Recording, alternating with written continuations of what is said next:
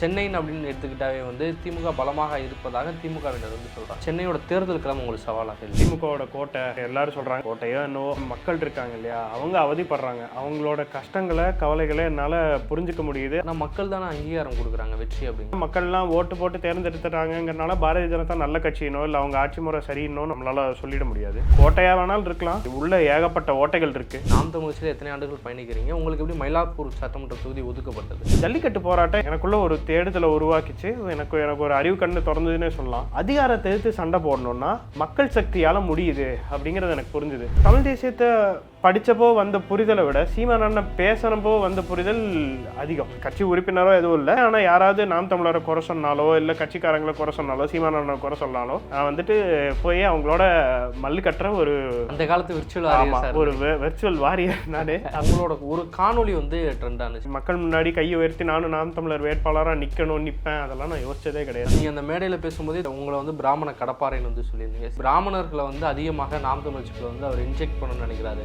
மயிலாப்பூர் தொகுதியில் 2016 தேர்தல் அப்போ இங்கே ஒரு பார்ப்பனர் தான் வேட்பாளராக நிற்கிறாரு. 2021 தேர்தலில் ஒரு குயவர் சமூக பெண்ணுக்கு மயிலாப்பூரில் வாய்ப்பு கொடுத்துருக்காரு. எல்லாரும் ஒன்றா சேர்ந்து நின்னாதான் இன விடுதலையை சாத்தியப்படுத்த முடியும். அப்படி சமூக நீதியில் அடிப்படையில் 6 பார்ப்பனர்கள் கொடுக்கணும்னு நினைக்கும் போது அதில் ஒரு பார்ப்பனர் நான். இது ஆரியத்துக்கு ஆதரவாக போகுது அப்படிங்கிற விமர்சனத்தை திராவிட கழகத்தை சேர்ந்தவர்கள் வைக்கிறாங்க. யாருக்கும் துணை போகணும், இதுக்கு துணை போகணும், அதுக்கு துணை போகணுங்கிறது நம்மளோட எண்ணம் கிடையாது. இதே இன விடுதலை வேட்கையோட பார்ப்பனர்கள் நிறைய பேர் நாம் தமிழர் கட்சியில் இருக்காங்க. எப்படி பிரிச்சு பார்க்குற தமிழ் பார்ப்பனர்கள், ஆரிய பார்ப்பனர், பிராமணர்கள் எப்படி நம்ம பிரிச்சு பார்க்குறோம்? தமிழை தாய்மொழியாக கொண்ட தமிழ் பார்ப்பனர்கள் தமிழர்கள். அவங்க வாய்மொழியாகவும் தாய்மொழியாகவும் தமிழை தான் பேசுறாங்க. அவங்களுக்கு கனவும் தமிழ்ல தான் வரும். மயிலாப்பூர் தொகுதியோட பிரச்சனை உங்களுக்கு எப்படி தெரியுது? களம் எப்படி இருக்குது? அங்க உள்ள சிக்கல்கள்லாம் என் தொகுதியில இருக்கிறதுலே பாதிக்கப்படுற ஒரு குடி எதுன்னா அது பரதவர் குடி மக்கள், மீனவ மக்கள் தான் வந்துட்டு பெரிதும் பாதிக்கப்படுறாங்க. ஜமாத்தோட நிலங்கள் சொத்துக்கள் வந்துட்டு இன்னைக்கு ஆளுங்கட்சியோட கட்டுப்பாட்டில் இருக்கு. அவங்க தான் அதில் ஆதாயம் அடைகிறாங்க. இஸ்லாமிய சொந்தங்களுக்கு அது திருப்பி அவங்க ஆதாயம் அடைகிற மாதிரி அது இருக்கணும்னு நான் நினைக்கிறேன். இப்போ மயிலாப்பூர் தொகுதியில் வந்துட்டு மலைகள் இல்லை, ஆனால் கன்னியாகுமரியில் மலை இருக்குது. கன்னியாகுமரியில் மலைகள் உடைச்சா நமக்கு பாதிப்பு மயிலாப்பூரையும் பாதிக்கும். அப்போது நம்மளை தாண்டி, நம்ம தொகுதியை தாண்டி தமிழ்நாட்டுக்கு என்ன, தமிழ் இனத்துக்கு என்ன நலன்கிறதையும் யோசிக்கணும். இப்போ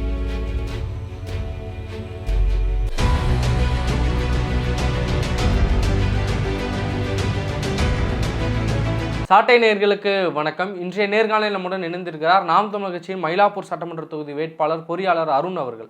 வணக்கம். வணக்கம். நலமா இருக்கீங்களாண்ணா? நலமா இருக்கு. சென்னைன்னு அப்படின்னு எடுத்துக்கிட்டாவே வந்து திமுக தான் வந்து பல இடங்களில் பலமாக இருக்கிறாங்க. சென்னையில் எல்லா தொகுதியுமே திமுக பலமாக இருப்பதாக திமுகவினர் வந்து சொல்கிறாங்க. அப்படி பலமிக்க பகுதியில் மயிலாப்பூர் சட்டமன்ற தொகுதியில் வந்து நாம் தமிழர் கட்சி சார்பாக வந்து போட்டி போடுறீங்க. சென்னையோட தேர்தல் கிளம்ப உங்களுக்கு சவாலாக இல்லையா? சென்னை வந்து திமுகவோட கோட்டை அப்படின்னு எல்லாரும் சொல்கிறாங்க, திமுககாரங்களும் சொல்கிறாங்க. கோட்டையோ என்னவோ, ஆனால் உள்ளே இருக்கிற மக்கள் இருக்காங்க இல்லையா, அவங்க அவதிப்படுறாங்க. அவங்களோட கஷ்டங்களை கவலைகளை என்னால் புரிஞ்சிக்க முடியுது, அதை கேட்டு தெரிஞ்சுக்க முடியுது. ஒரு தொகுதியில் மக்கள்லாம் ஓட்டு போட்டு ஒரு ஒரு ஒரு கட்சியை ஜெயிக்க வச்சுட்டாங்க அப்படிங்கிறக்காகவே வந்து அது அவங்களோட கோட்டை என்னோ இல்லை அந்த மக்கள் வந்து அந்த ஆட்சியை ஏற்றுக்கிறாங்க, அது அவங்களுக்கு கொடுத்துருக்குற அங்கீகாரம் அப்படின்லாம் சொல்ல முடியாது. மக்கள்கிட்ட அடர்த்தியான வறுமை இருக்குது. ஸோ பணம் கொடுத்து ஜெயிக்கிற பணநாயகமாக மாறின ஒரு நாட்டில் திமுக ஜெயிச்சிருச்சுங்கிறனால திமுக கோட்டைன்னு நம்ம ஏற்றுக்கணுமானா அப்படி சொல்ல முடியாது. ஆனால் மக்கள் தானே அங்கீகாரம் கொடுக்குறாங்க வெற்றி அப்படிங்கிறத. அதுதான் சொல்கிறேன். மக்கள் அங்கீகரிக்கிறாங்கன்னா மக்கள் வந்து எவ்வளோ விஷயத்துக்கு அங்கீகாரம் கொடுக்குறாங்க. அதனால அதெல்லாம் ஏற்புடையதான்னா கிடையாது. இப்போ இந்தியாவை பாரதிய ஜனதா தான் ஆளுது. அதனால மக்கள்லாம் ஓட்டு போட்டு தேர்ந்தெடுத்துட்டாங்கிறனால பாரதிய ஜனதா நல்ல கட்சியினோ இல்லை அவங்க ஆட்சி முறை சரியினோ நம்மளால சொல்லிட முடியாது. அதே போல தான் இங்கேயும். இங்கே திமுக அதிமுகன்னு 2 திராவிட கட்சிகள்கிட்டையும் மாறி மாறி அதிகாரம் இருந்திருக்கு. ஆனால் மக்களோட நிலைமை இன்னும் மாறல. தலைநகரில் மழை பெஞ்சா அந்த தண்ணி ஒழுங்காக வழிஞ்சு ஓடுறதுக்கு உருப்படியாக காவா இல்லைங்கிறது ஒரு பெரிய இன்னல். இது போக நான் இருக்கிற மயிலாப்பூர் தொகுதியில் ஏகப்பட்ட சிக்கல் இருக்குது. ஸோ கோட்டையாக வேணாலும் இருக்கலாம், அதில் உள்ள ஏகப்பட்ட ஓட்டைகள் இருக்குது. உள்ளே இருக்கிற மக்கள்லாம் அவதிப்படுறாங்க. அதை புரிஞ்சிருக்கிறனால தான் இந்த கோட்டையை இடித்து தரமட்டமாக்கிட்டு புதுசாக வேறு மாதிரி ஒரு கோட்டையாக கட்டணும் அப்படிங்கிற எண்ணத்தில் தான் நானும் மயிலாப்பூர் சட்டமன்ற தொகுதியை இந்த தேர்தல் களத்தை நான் அணுகிறேன். அந்த கோட்டையில் ஓட்டையை போடணுங்கிற ஒரு எண்ணத்தில் தான் மயிலாப்பூர் தொகுதியை இந்த சட்டமன்ற களத்தை இந்த தேர்தல் களத்தை நான் அணுகிறேன். இப்போ உங்களுக்கு வந்து சீட்டு கொடுத்தது எப்படி? நாம் தமிழ் கட்சியில் எத்தனை ஆண்டுகள் பயணிக்கிறீங்க, உங்களுக்கு எப்படி மயிலாப்பூர் சட்டமன்ற தொகுதி ஒதுக்கப்பட்டது? நான் நான் வந்து வெளிநாட்டில் பணி செஞ்சுட்டு இருந்தேன். நான் பிறந்தது வளர்ந்தது எல்லாமே கோவையில் தான். இப்போ என்னோட பொறியியல் கல்வி, அதுக்கப்புறம் முதல் வேலை எல்லாமே கோவையில் தான். எனக்கு வெளிநாட்டுக்கு போய் வேலை செய்கிறதுக்கு ஒரு வாய்ப்பு கிடைக்குது. அதனால நான் வெளிநாட்டுக்கு போய் வேலை செய்கிறேன். அப்படி வேலை செய்யும்போது எனக்குள்ள பல தேடல்கள் இருந்தது. நம்ம நாட்டை விட்டு வெளியே போனதுக்கப்புறம் தான் வந்து அந்த நாடை பார்க்கும்போதோ நமக்கு தோணுது, இந்த நாடு எவ்வளோ செழிப்பாக வளமாக இருக்குது, ஒரு செய்நேர்த்தி இருக்குது, மக்கள்கிட்டையும் ஒரு ஒரு ஒரு ஒரு கட்டுப்பாடு இருக்குது, ஒரு டிசிப்ளின்டாக இருக்காங்க, அப்படிலாம் இருக்கும். ஆனால் நம்ம நாடு இப்படி இல்லையேங்கிற ஒரு ஒரு வருத்தமும், ரெண்டாவது நான் யார், என்னோட அடையாளம் என்னங்கிற ஒரு தேடலும் வெளிநாட்டுக்கு போனதுக்கப்புறம் தான் வந்தது. ஸோ அப்படி வெளிநாட்டில் வேலை செஞ்சுக்கிட்டு இருக்கும்போது இங்கே நம்ம இந்த கேள்வியை ரெண்டாக பிரித்து கூட கேட்கலாம். முதல்ல ஏன் நாம் தமிழர் கட்சியை தேர்ந்தெடுத்தேன், நாம் தமிழர் கட்சிக்கு எனக்கும் இருக்கிற உறவு என்ன அப்படின்னா, நான் 2023 கட்சியில் சேர்றேன். ஆனால் நான் வந்து நாம் தமிழருக்கு ஆதரவாக சமூக ஊடகத்தில் வேலை செய்ய ஆரம்பித்தது வந்துட்டு ஒரு 2017 18 அந்த டைம்லேயே வந்து வேலை செய்ய ஆரம்பிச்சிருப்பேன். என்னன்னா, அப்போ நான் வெளிநாட்டில் இருக்கும்போது இங்கே ஜல்லிக்கட்டு போராட்டம் நடக்குது.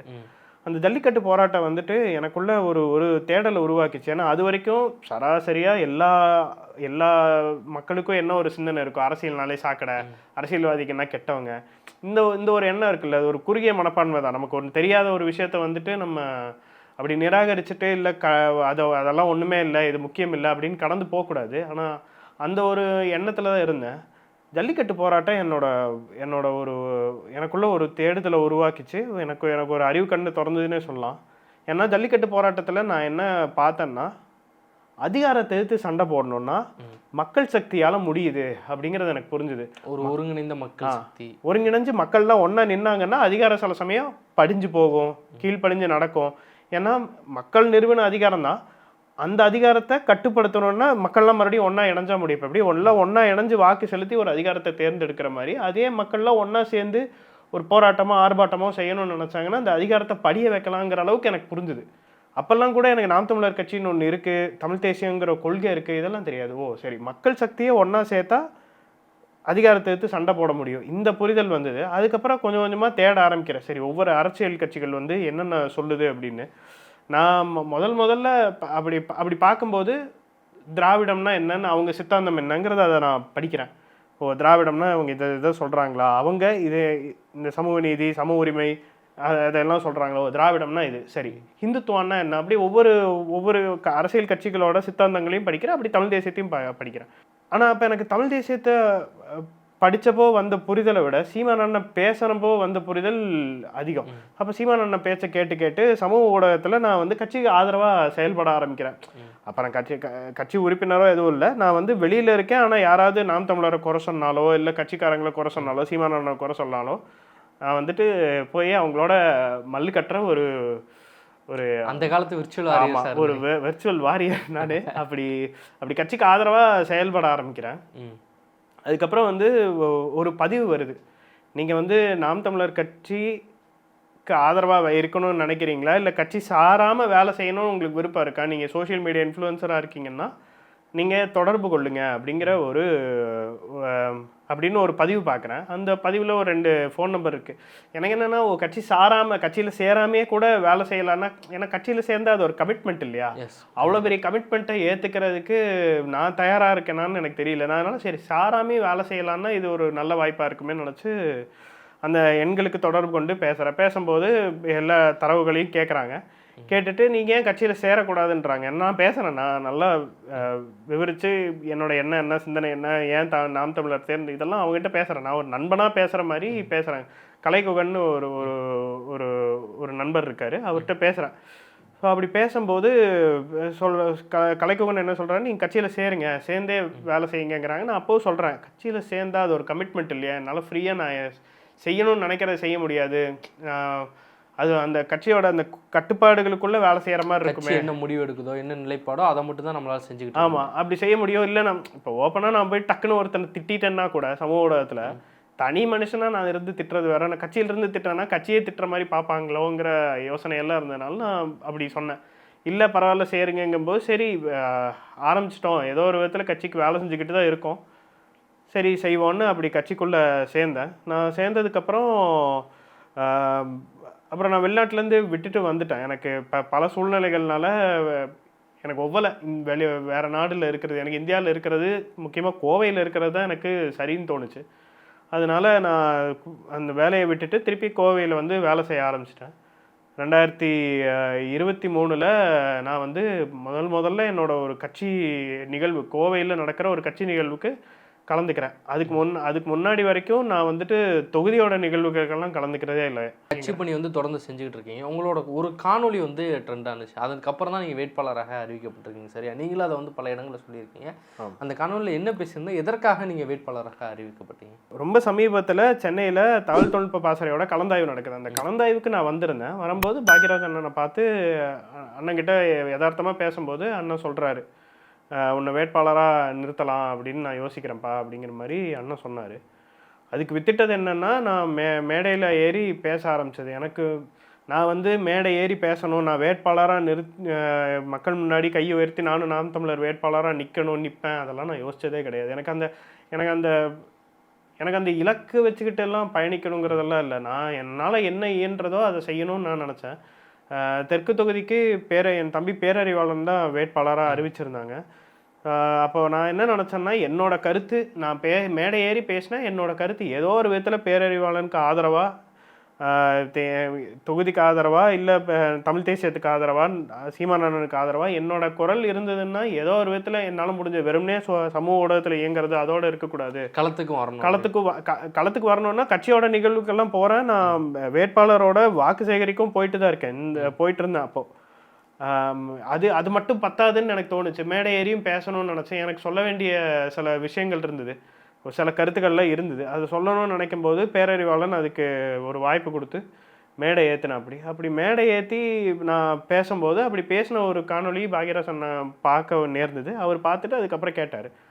முதல்ல பாக்யராஜ் அண்ணன் என்னை பார்த்து, நீ சொல்கிறாரு தம்பி, நீ உன்னை வேட்பாளராக நிறுத்தலாம்னு நினைக்கிறேன்ப்பா அப்படின்னு சொல்லும்போது எனக்கே பெரிய தயக்கம். ஏன்னா எனக்குள்ளே ஒரு தாழ்வு மனப்பான்மை இருக்குது. நான் வந்து பாக்யராஜ் அண்ணன்கிட்ட கேட்குறேன், அண்ணா நான் வந்து பார்ப்பனர் சமுதாயத்தை சார்ந்தவன், நான் வேட்பாளராக நிற்கிற சரியா இருக்குமா, அது ஒன்றும் சிக்கல் இல்லையா, எனக்கு என்ன நம்பி யார் ஓட்டு போடுவாங்கன்னு எனக்கு தெரியலையாண்ணா அப்படின்னு.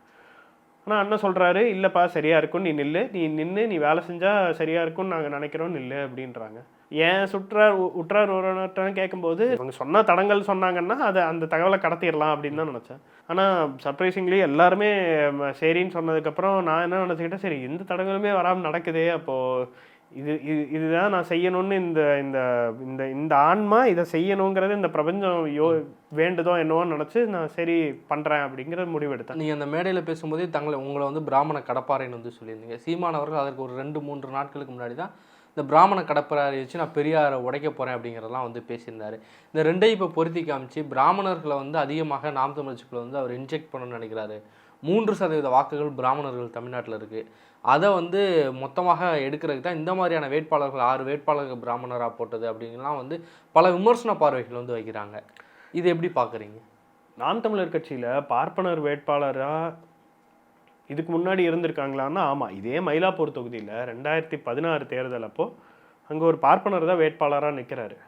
2021 தேர்தலில் ஒரு குயவர் சமூக பெண்ணுக்கு மயிலாப்பூரில் வாய்ப்பு கொடுத்துருக்காரு. அண்ணனோட எண்ணம் என்னன்னா, அண்ணனோட எண்ணம் மட்டும் இல்லை, தமிழ் தேசியம் இனமாக சேரணும்னு நினைக்கும் போதே எல்லாரையும் ஒன்றா இணைக்கணுங்கிறது தான் நோக்கமாக இருக்க முடியும். அப்படி எல்லாரும் ஒன்றா சேர்ந்து நின்னா தான் இன விடுதலையை சாத்தியப்படுத்த முடியும். அப்போ அண்ணன் என்ன நினைக்கிறாருன்னா, எல்லா சமூகத்துக்கும் பிரதிநிதித்துவம் கொடுக்கணும், ரெப்ரசன்டேஷன் கொடுக்கணும் அப்படின்னு நினைக்கிறாரு. அதனால 6 பார்ப்பனர்களுக்கு வேட்பாளராக, இது ஆரியத்துக்கு ஆதரவாக போகுது அப்படிங்கிற விமர்சனத்தை திராவிட கழகத்தை சேர்ந்தவர்கள் வைக்கிறாங்க. திமுகவை சேர்ந்தவர்கள் ஒரு பார்வை வைக்கிறாங்கல்ல. திமுக காரங்க அப்படி சொல்கிறாங்கன்னா இப்போ அது எப்படி? இப்போது திமுகவில் வந்துட்டு இப்போ ஐயா எஸ்வி சேகர் இருக்காங்க, ஐயா மைத்ரேயன் இருக்காங்க, அப்படின்னா அவங்க ஆரியத்துக்கு அவங்களும் துணை போகிறாங்கங்கிற மாதிரி ஆகுதா? அது இல்லை, யாருக்கும் துணை போகணும், இதுக்கு துணை போகணும், அதுக்கு துணை போகணுங்கிறது நம்மளோட எண்ணம் கிடையாது. இந்த மக்கள் இருக்காங்க, இந்த மக்களுக்கும் ஒரு பிரதிநிதித்துவம் கொடுக்கணுங்கிற ஒரு சமூக நீதி அடிப்படையில் அதை கொடுக்குறாங்க. அப்படி அப்படி சமூக நீதியில் அடிப்படையில் 6 பார்ப்பனர்கள் கொடுக்கணும்னு நினைக்கும்போது அதில் ஒரு பார்ப்பனர் நான் மேடை ஏறி பேசுனதுனால நான் அது வெளியே நல்லா தெரியுதே தவிர இதே ஈடுபாட்டோட இதே இன விடுதலை வேட்கையோட பார்ப்பனர்கள் நிறைய பேர் நாம் தமிழர் கட்சியில் இருக்காங்க. அவங்கெல்லாம் வந்துட்டு இப்போ பார்ப்பனர்கள்னா யாரோ எங்கிருந்தோ அப்படி யோசிக்காம அவங்க நம்மளோட மக்கள் அவங்களும் தமிழர்கள் தான் ஏற்றுக்கிற ஒரு பேரன்பு இருக்கு இல்லையா, அந்த பேரன்பு இங்கே இந்த அரசியல் களத்தில் ஒரு பெரிய மாற்றத்தை நிகழ்த்த போகுதுன்னு நான் நம்புகிறேன். அதற்கு இங்கே எதுவும் தடை இருக்குன்னு நினைக்கிறீங்களா? தமிழ்நாடு அரசியல் சூழலில் பல தடைகள் இருக்கு. 60 ஆண்டு காலமாக பார்ப்பனர் அல்லாத இயக்கம்னு ஒன்று தொடங்கி இங்கே இருக்கிற தமிழ் பார்ப்பனர்களில் அரசியல் நீரோட்டத்திலேருந்தே அப்புறப்படுத்தி வச்சிருக்காங்க. அதை எப்படி பிரித்து பார்க்குறது? தமிழ் பார்ப்பனர்கள், ஆரிய பார்ப்பனர், பிராமணர்கள் எப்படி நம்ம பிரித்து பார்க்குறது? தமிழை தாய்மொழியாக கொண்ட தமிழ் பார்ப்பனர்கள் தமிழர்கள். அவங்க வாய்மொழியாகவும் தாய்மொழியாகவும் தமிழை தான் பேசுகிறாங்க. அவங்களுக்கு கனவும் தமிழில் தான் வரும். அவங்களோட தாய்மொழி சமஸ்கிருதம் இல்லை. இந்தியாவோட கட்டமைப்பை பார்த்தாலே அந்தந்த மாநிலத்தில் வாழ்கிற பார்ப்பனர்கள் அந்தந்த மொழியை பேசுகிறாங்க. தமிழ்நாடுங்கிற மாநிலத்தில் வாழ்கிற பார்ப்பனர்கள் தமிழை தாய்மொழியாக கொண்டிருக்கிறாங்க. அவங்க தமிழர்கள். இப்போ நீங்கள் கோயம்புத்தூர் மொத்தமாகவே பிறந்தது வளர்ந்தது படித்தது எல்லாமே கோயம்புத்தூர். இப்போ மயிலாப்பூர் தொகுதியோட பிரச்சனை உங்களுக்கு எப்படி தெரியுது? மயிலாப்பூர் களம் எப்படி இருக்குது? அங்கே உள்ள சிக்கல்கள்லாம் என்ன? நான் மயிலாப்பூர் தொகுதியில் நடக்கிற சிக்கல்களை முன்னாடி அண்ணன் போய் ஒரு சில மக்கள் சார்ந்த சிக்கல்களில் அண்ணன் கூட நிற்கும் போது நான் அதை கவனிச்சிருக்கேன். அதுக்கப்புறம் இப்போ வேட்பாளராக அறிவிக்கப்பட்டதுக்கப்புறம் நான் என்னோட தொகுதி உறவுகள்கிட்டலாம் பேசுகிறேன். தொகுதியில் இருக்கிற மூத்தவர்கள்ட்டெல்லாம் பேசும்போது எனக்கு அந்த தொகுதிக்கான சிக்கல்கள் புரியுது. என்னோட தொகுதியில் இப்போ மயிலாப்பூர் தொகுதின்னா அங்கே வந்து பார்ப்பனர்கள் தான் மிகுதி அப்படின்னு ஒரு பார்வை இருக்குது. அது வந்து இன்றைய தேதிக்கு பொருந்துமானா பொருந்தாது. ஏன்னா பல பார்ப்பனர்கள் மயிலாப்பூர் தொகுதியை விட்டு வெளியே போய் சென்னையோட புறநகர்லேயும் மற்ற இடங்கள்லையும் குடி மாறி போயாச்சு. என் தொகுதியில் இருக்கிறதுலே பாதிக்கப்படுற ஒரு குடி எதுன்னா அது மீனவர் குடி தான். பரதவர் குடி மக்கள், மீனவ மக்கள் தான் வந்துட்டு பெரிதும் பாதிக்கப்படுறாங்க. ஏன்னா அவங்கள தான் அதிகமாக சுரண்டுறாங்கன்னு நினைக்கிறேன் நான். எப்படி சொல்கிறேன்னா, இப்போது இன்னைக்கு தேதிக்கு அதை நீங்கள் சொல்லணும்னா லூப் ரோடுன்னு சொல்கிறாங்க. ஆனால் அது மீனவர் வாழும் பகுதியில் மண் சாலையாக இருந்த அது மீனவர்களுக்கான சாலை, மண் சாலையாக வச்சுருக்காங்க. அந்த சாலையை கடந்து அந்த பக்கம் கடற்கரையில் போய் மீன் பிடிக்கிறாங்க. மீன் பிடிச்சிட்டு வந்து அந்த சாலையோரமாக வச்சு மீன்களை விற்கிறாங்க. இதுதான் காலங்காலமாக நடக்குது. அப்படி அந்த மீனவ மக்களுக்கு அவங்க இருக்கிறனால அங்கே ஒரு சில செயல்பாடுகளை இவங்களால செய்ய முடியாமல் போகுது. இப்போது நீங்கள் கவனிச்சிங்கன்னா தெரியும், இந்த மெரினா கடற்கரை வந்து உலகத்திலே 2வது நீண்ட கடற்கரை மெரினா கடற்கரை தான். அங்கே வந்துட்டு டூரிசமை டெவலப் பண்ணோம், ரெக்ரியேஷனல் ஆக்டிவிட்டீஸ், கேளிக்கை நடவடிக்கைகளுக்கும் சுற்றுலாக்கும் முக்கியத்துவம் கொடுக்கணுங்கிற ஒரு எண்ணத்தில் அங்கே இருக்கிற மீனவ மக்களோட வாழ்வாதாரத்தை பாதிக்கிற மாதிரி பல வேலைகள் செய்கிறாங்க. நான் அதை இன்னும் விளக்கி சொல்லணும்னு நினைக்கிறேன்.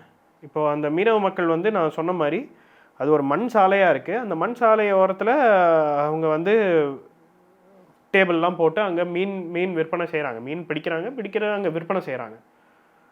அதை வந்து அரசாங்கம் வந்து என்ன சொல்லுதுன்னா, இவங்களை அங்கேருந்து அப்புறப்படுத்திட்டா, அந்த மீனவர்களை அந்த பக்கத்துலேருந்து அப்புறப்படுத்திட்டா அந்த கடற்கரையை வந்துட்டு ரெக்ரியேஷன் ஆக்டிவிட்டீஸ்க்கு பயன்படுத்திக்கலாம்னு நினைக்கிறாங்க. இந்த நீல கடற்கரை திட்டம்னு ஒன்று இருக்குது. அது மூலிமா வந்துட்டு அங்கே அந்த பேம்பூலான சீட்ஸ் எல்லாம் போட்டு கொடை வச்சு அந்த இடத்துல ஒரு சின்ன அமௌண்ட் சார்ஜ் பண்ணி அங்கே போய் உட்காந்து கடற்கரையை அந்த அழகை ரசிக்கிறதுக்கு. ஆனால் அது ஒரு டூரிஸ்ட் டெவலப்மெண்ட்டு தானே வரும். அது எப்படி டெவலப்மெண்ட்டு தான் நான் இல்லைங்களா.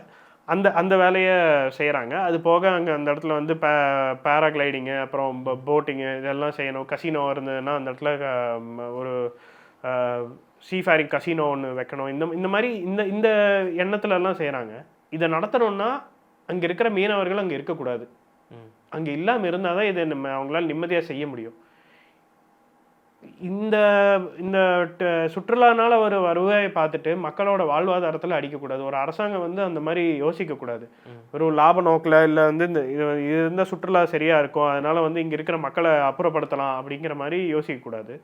ஆனால் என்ன நடக்குதுன்னா, அந்த மண் சாலையாக இருக்குது இல்லைங்களா, அதை வந்து அரசாங்கம் வந்து என்ன சொல்லுதுன்னா, இந்த சாந்தோம் ஹை ரோடு வந்துட்டு அங்கே தான் நிறைய பள்ளிகள் இருக்குது. அங்கே வந்து சாலையில் போக்குவரத்து நெரிசல் ரொம்ப அதிகமாக இருக்கும். உங்கள் பிள்ளைகள் போயிட்டு வரதுக்கெல்லாம் கடினமாக இருக்கலாம்.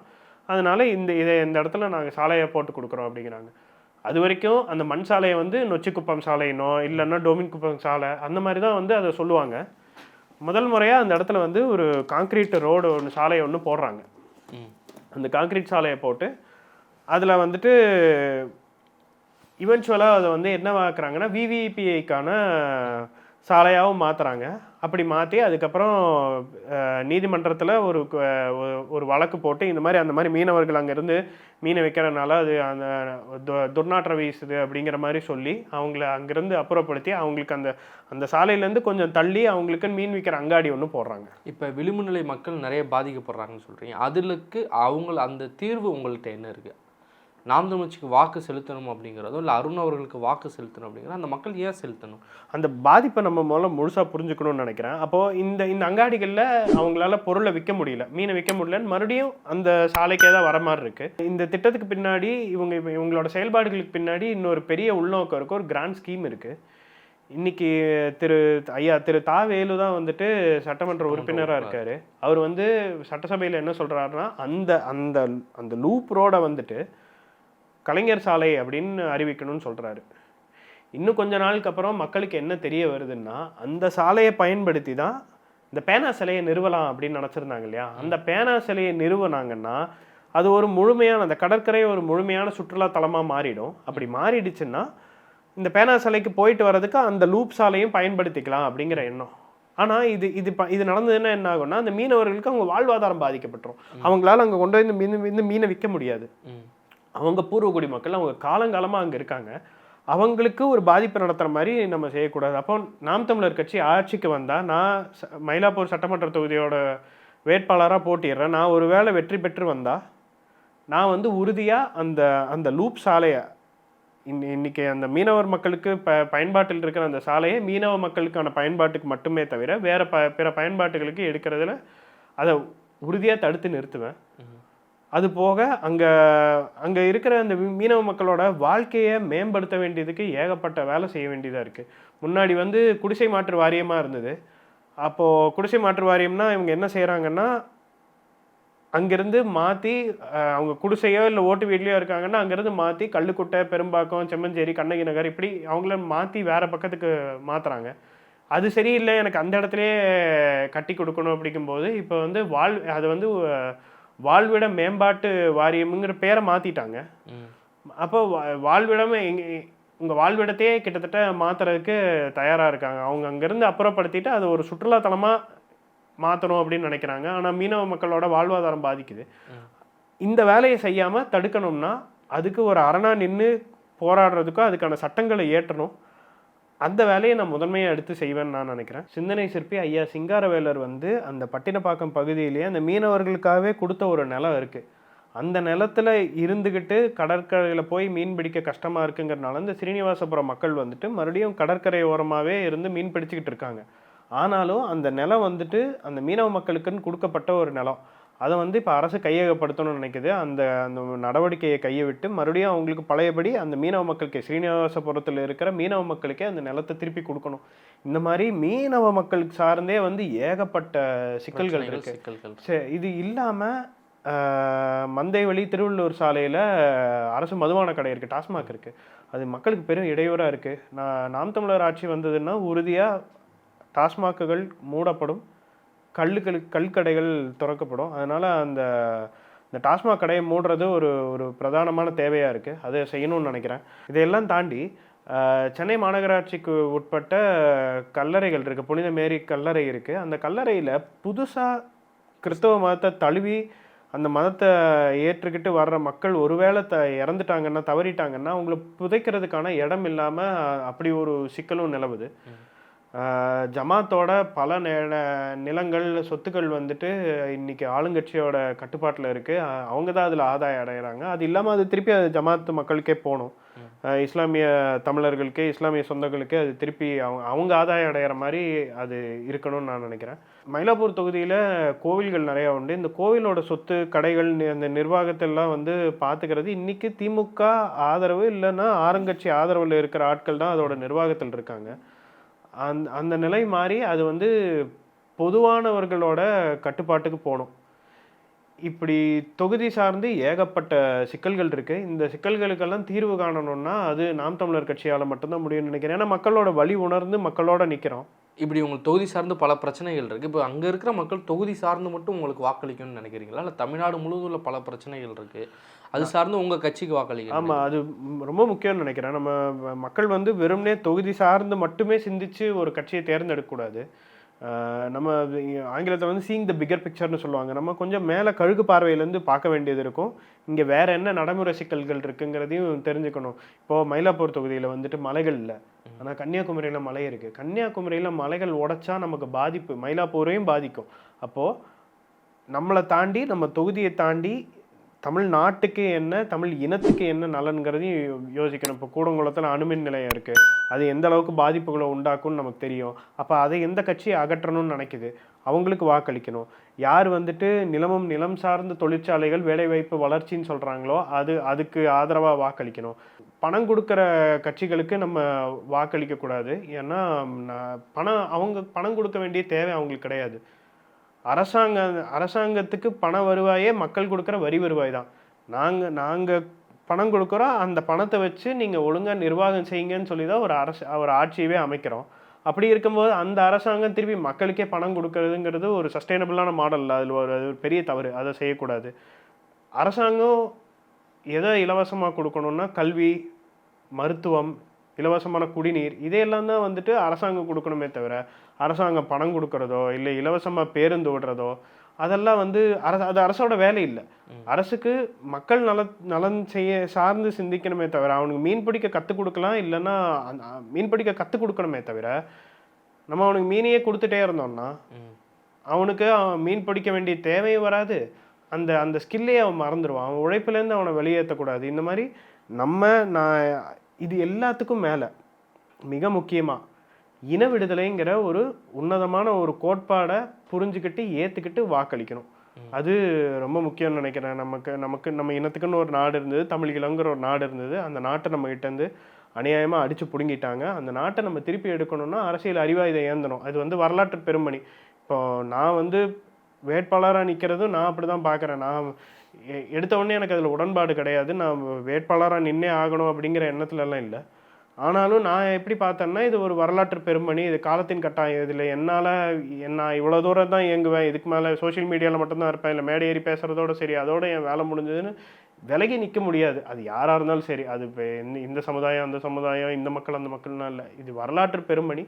அதுக்காக தமிழ் தேசியங்கிற உன்னத நோக்கத்துக்காக நாம் தமிழர் கட்சி கொண்டிருக்கிற அந்த உன்னத நோக்கத்துக்காக வாக்களிக்கிறதும் மிக முக்கியம்னு நினைக்கிறேன். நன்றி. சாட்டை எடுத்து நாட்டை திருத்து இளம் தலைமுறை.